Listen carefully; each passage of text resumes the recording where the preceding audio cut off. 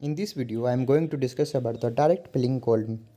Okay, इस पर हम शॉर्ट नोट्स एक देखेंगे एग्जाम के प्रिपरेशन के अनुसार। वो प्योर गोल्ड जो है वो सॉफ्ट होता है, मलेबल होगा, और हमें पता है कि प्योर गोल्ड होता है नोबल मेटल। और वो इसका एडवांटेज यह है कि ये ओरल कैविटी में टार्निश और कोरोजन रेसिस्टेंस होता है। मतलब कि इसमें कोरोजन और टार्निश होने के चांस बहुत ही कम होते हैं, रेयरली ही होता है। ओके, और इसे यूज करते हैं हम रेस्टोरेटिव मटेरियल के यूज में प्योर गोल्ड को। ठीक है, pure gold welded at room temperature alloy gold to be used as a direct filling gold. Direct filling gold इसलिए इसको बोलते हैं, मतलब ये क्योंकि ये गोल्ड जो है ना रूम टेम्परेचर पर वेल्डेड होगा। ठीक है, फॉर्म्स ऑफ डीएफजी क्लासिफिकेशन हम देखेंगे डायरेक्ट फिलिंग गोल्ड का। पहला क्लासिफिकेशन है फॉयल, यानी कि फाइब्रस गोल्ड। ओके, उसमें डिवाइड किया गया है सीट, रूप्स, सिलेंडर, लेमिनेट्स और प्लेटिनाइज्ड। ठीक है, जो सीट है उसमें कोहेसिव और नॉन कोहेसिव। एंड नेक्स्ट है इलेक्ट्रोलाइट प्रेसिपिटेशन, जिसे थ्री सब टाइप से डिवाइड किया गया है: मेट गोल्ड, मेट फॉयल और गोल्ड कैल्शियम एलॉय। थर्ड है ग्रेनुअल गोल्ड या encapsulated powder gold.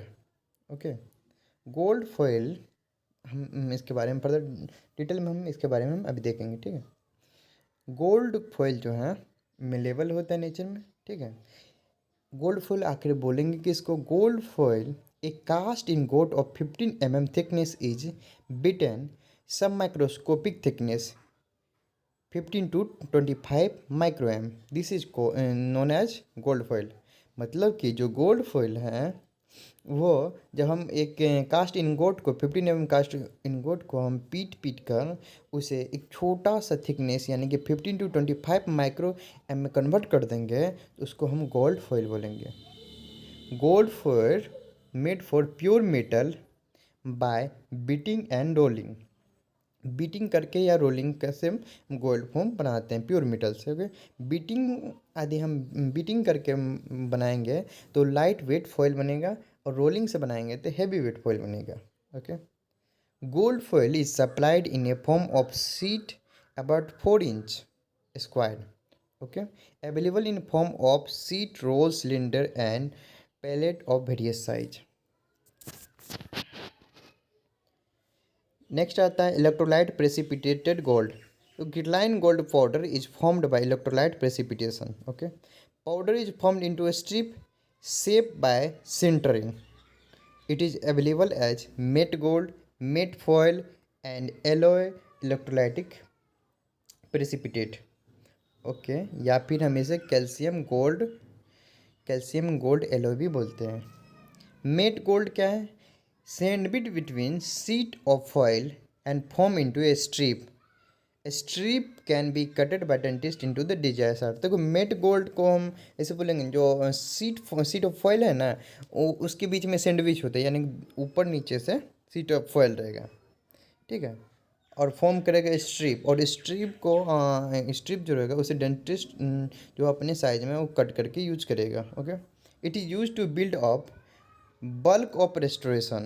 Okay, matte gold has lots of whites, therefore foils gold is used to cover the matte gold and form the surface of restoration. Okay, देखो mat gold जो है ना, जब उसको हम restoration करेंगे उसमें बहुत सारा वाइट्स रहेगा, उसको कवर करने के लिए हम फॉयल गोल्ड का यूज करते हैं मेट गोल्ड को कवर करने के लिए, और सरफेस फॉर्म करेंगे रेस्टोरेशन का।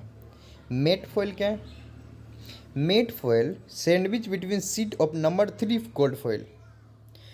Seat of number 3 gold foil के बीच में सैंडविच रहेगा mat foil. Okay, sandwich is centred and cut into the strip of different width. ठीक है, gold calcium alloy a form of electrolyte gold is an alloy of gold and calcium 0.1% by weight called the electro RV for greater easy of handling, the alloy is sandwiched between two layer of gold foil. ठीक है, gold foil के बीच में two layer gold foil बीच में sandwich रहेगा ये. Alloying with calcium change the crystalline structure and makes harder and stronger. Calcium क्या करेगा, क्रिस्टलाइन स्ट्रक्चर को चेंज कर देगा और हार्ड और स्ट्रॉन्ग बनाएगा इसे. ठीक है, नेक्स्ट आता है पाउडर गोल्ड. तो powder gold is also known as EZ gold because of EZ gold manipulate characteristic are similar to very stiff amalgam, okay, and more sticky than gold foil. It is more sticky than gold foil. This is available in pellets of various size which are mixed with wax and are enclosed in gold foil. Number 3, warped packed for their uses. देखो ये जो है ना, ये available होता है palette के रूप में वेरियस साइज में. ठीक है, और वो क्या करें, मिक्स करते हैं वैक्स के साथ और इनक्लोज करते हैं गोल्ड फॉइल में. Number 3, warped and packed for their usages, और उसको पैक कर देते हैं यूज के लिए. अब यूज कैसे करेंगे?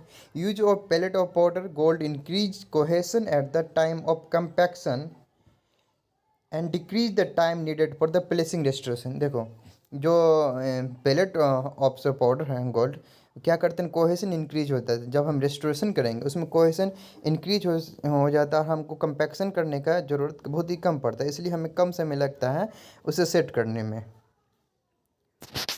Commercially available pellet of powder gold warped in a gold foil are known as golden. Ratio क्या होगा, 95% पाउडर और 5% गोल्ड रहता है. नेक्स्ट बात करते हैं एप्लीकेशन डीएफजी का. हम डायरेक्ट फिलिंग गोल्ड का एप्लीकेशन कहाँ करते हैं? Pit and small class 1 restoration में, for repair of casting margin, for class 2, class 5, class 6 restorations, repair of cement hole and perforation in gold crown. Okay, disadvantage हम देखेंगे. Poor aesthetic होता है, gold जो होता है येलोइश कलर का होता है, वो टूथ कलर का नहीं है. Okay, high coefficient of thermal conductivity. देखो इसमें जो थर्मल कंडक्टिविटी है ना ज़्यादा होगा, यानी कि जब हम कोई चीज़ हीट या कोल्ड लेंगे तो यह सेंसिटिविटी ज़्यादा होगा, जिसके कारण ये प्रॉब्लम क्रिएट करेगा. ठीक है, मैनिपुलेशन इसका डिफ़िकल्ट होता है. ठीक है, और भी है कि ये कॉस्टली भी होता है. यदि इकोनॉमिकली कोई पेशेंट वीक है तो इसका यूज नहीं कर सकता हूँ. एडवांटेज है tarnish and corrosion resistance, good mechanical properties, good biocompatibility. अब आते हैं कॉन्ट्रा इंडिकेशन पर. In disto occlusal cavity in molar,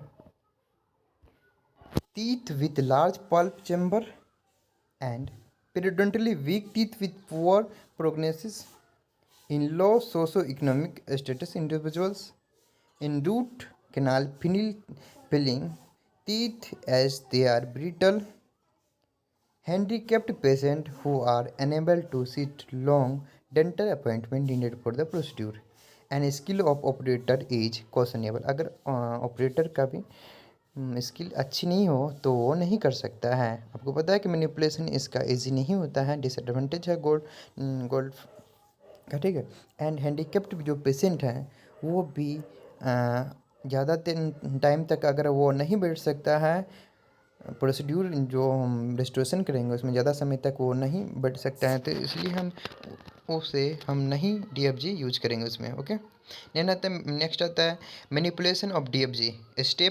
step 1, desorbing and the degassing और कंपैक्शन. देखो डीगेसिंग क्या है?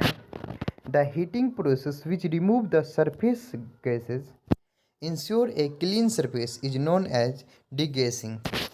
मतलब कि जो सरफेस है उस पर से हम गैस को बाहर निकाल रहे हैं बाय हीट करके और क्लीन कर दे रहे सरफेस को, उसे हम डीगेसिंग करते हैं, डीगेसिंग बोलते हैं. डीगेसिंग सरफेस जो गैस हम बाहर निकाल रहे हैं वो होता है oxygen, nitrogen, ammonia, moisture and sulphur oxide which में present due to the improper storage. अगर इम्प्रॉपर स्टोरेज होगा तो कुछ कुछ गैस ऐड हो जाता है जिससे हम हीट करके हम बाहर निकाल देते हैं। DFG is heated following method in the bulk. देखो हम बल्क और पीस बाय पीस में हीट करते हैं। बल्क में on a tray heated by either a gas flame या electricity, temperature 650 degree Fahrenheit to 700 degree Fahrenheit तक रहेगा और time 5 to 20 minute according to temperature. Okay, piece by piece in well adjusted alcohol flame पर, piece by piece हम direct हम piece by piece लेंगे और alcohol flame पर heat करेंगे। ओके, नेक्स्ट क्या आता है, a flame disruption there is a picking of a each piece individually, heat is directed into the open flame and placing into a prepared cavity. हम direct उसे pick करेंगे और flame में heat करेंगे, alcohol जो अल्कोहल के flame था उस पर हीट करेंगे और डायरेक्ट हम पिक कर देंगे, प्लेस कर देंगे सॉरी प्रिपेयर्ड कैविटी में। ओके, नेक्स्ट आता है कंपैक्शन, दो उसका था, ठीक है। अभी दूसरा है कंपैक्शन, मैनिपुलेशन में ये कंपैक्शन आता है, ठीक है। अब कंपैक्शन कैसे कर रहे हैं, gold is completed by following method, that is hand melted and condenser, mechanical condenser. तीन आता है, हैंड मेलेट, कंडेंसर और मैकेनिकल कंडेंसर। हैंड मेलेट में क्या होगा, earlier gold was compacted entirely with a mallet. Okay, standard point are cut in prepared cavity, जो starting point are cut in prepared cavity. Okay, हम prepare cavity में हम क्या किए, गोल्ड का एक पीस मतलब एक काट लिए, ठीक है। तो नेक्स्ट क्या करेंगे ना, जो first piece of the foil are wedged into this area and compacted, वो पीस को हम उस एरिया में कंपैक्ट करेंगे, ठीक है। The condenser is placed against the foil and struck sharply with a small mallet. Okay, subsequently additional foil is wedged into the same mirror till the cavity is filled। हम तब तक उस cavity में fill करेंगे same उसी process से, ठीक है। उसमें देख के हम स्ट्रक करेंगे sharply with a small millet से। फिर जहाँ जहाँ जितना ज़रूरत होगा हम उतना गोल्ड फॉइल दे के उसमें हम सेम उसी तरह से हम भरेंगे, ठीक है, कैविटी को फिल करेंगे। Each increment of gold must be carefully stepped by the placing the condenser point in the successive adjacent position. एक बार हम जिस पोजीशन पे कैविटी में हम गोल्ड फॉइल को डाल के कंपैक्ट के, नेक्स्ट क्या करेंगे, फिर उस पर हम जो कंडेंसर होगा उसका टिप पर हम क्या लगाएंगे, फिर गोल्ड लगाएंगे और उस जो जहाँ पर पहले किए थे उसके साइड में एडजस्टेंट साइड में पोजीशन पर हम उसे कंडेंस करेंगे। This permits each piece to be compact over its entire surface so that voids are not breaches. Diameter of condenser point should be 0.5 and 1 mm। जो डायमीटर कंडेंसर का वो 0.5 to 1 mm होना चाहिए। जो size of condenser point determines the effectiveness of compaction.